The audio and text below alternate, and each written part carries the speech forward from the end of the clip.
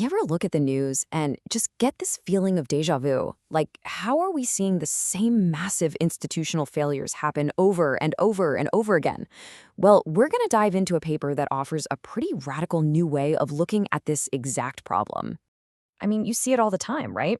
A huge bank gets into trouble, a government project is a total disaster, an AI system goes off the rails, and we've got audits, we've got compliance teams, we've got entire departments meant to stop this stuff. So what is going on?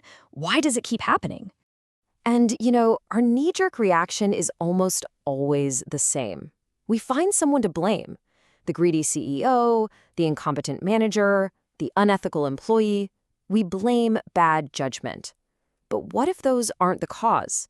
What if they're just symptoms of a much, much deeper problem? This single sentence is the core idea of the paper we're looking at, and it totally flips the script. The real failure isn't that someone picked the wrong door. The failure is that the wrong door was unlocked, open, and available to be picked in the first place.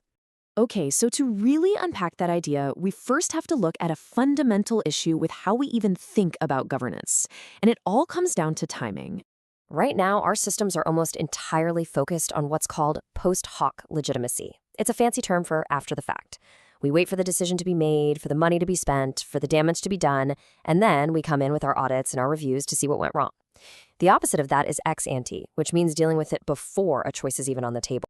And here's the crazy part. This obsession with after-the-fact governance creates this bizarre paradox.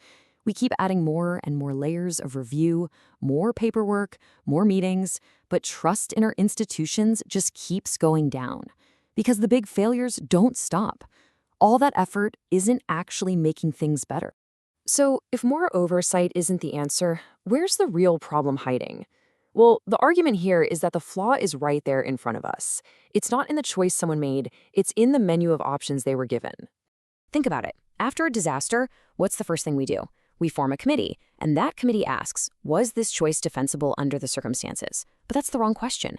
The real question, the one that can actually lead to change, is why was this terrible, destructive option even possible to begin with? Let me give you a super simple analogy. A vending machine. You wouldn't manage it by having a guard watch every person and then try to block them after they've selected the unhealthy snack, right? That's ridiculous. No, you govern it by deciding in advance what snacks are authorized to even be in the machine. You control the options, not the final choice. Okay, so if the goal is to control the options, not just police the choices, how do we actually do that? This brings us to the big solution proposed in the paper, a concept called governing the decision surface. First, let's just define decision surface. It sounds complex, but it's not. It's just the menu. That's it. At any given moment, it's the complete set of actions a person, or maybe even an AI, can choose from. So a governed decision surface is simply a menu that has been carefully and intentionally designed. It's a list of options where every single one has been pre-approved and authorized before anyone has to make a choice. Bad options aren't just discouraged, they literally don't exist on the menu. Now, the reason this whole approach works so well is because it pulls apart two concepts that we usually mush together. We often think authority and choice are the same thing, but they're totally different. Authority is the power to design the menu itself, to decide what options are even allowed to exist. Choice is the simple act of picking something from that pre-approved menu. Real, effective governance isn't about second-guessing the choice, it's about exercising authority over the menu of options.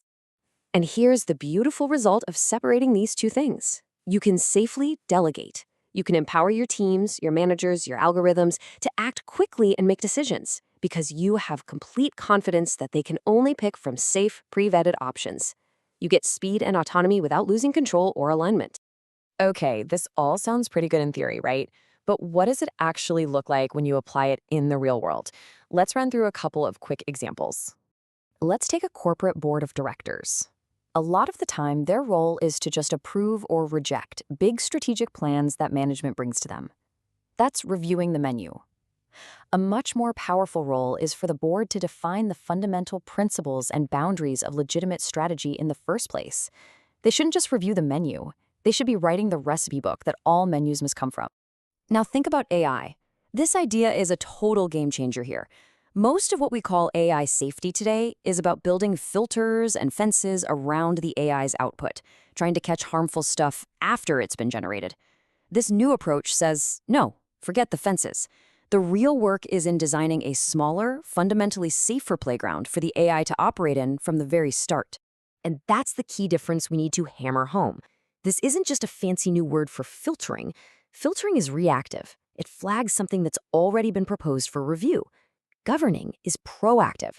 It makes it structurally impossible for an illegitimate option to even be thought of or proposed at all. Okay, so if we start to think this way, it completely changes what we consider a healthy or well-run organization.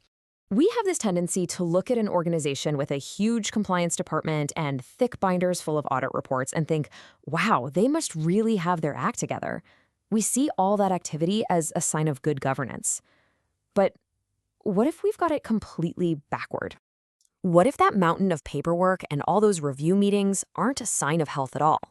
What if they're actually a giant distress signal, a symptom of a system that has fundamentally failed to design good choices from the start and is now spending a fortune trying to clean up the mess? This chart shows that relationship perfectly. On the left, you've got this huge bar for audit and oversight volume. We're trained to think that's good, but in reality, it's often an inverse proxy for the quality of your upfront ex-ante governance.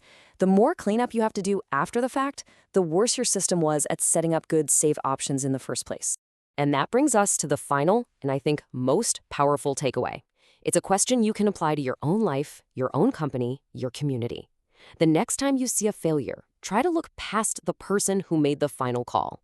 And instead, ask that much deeper, much more important question.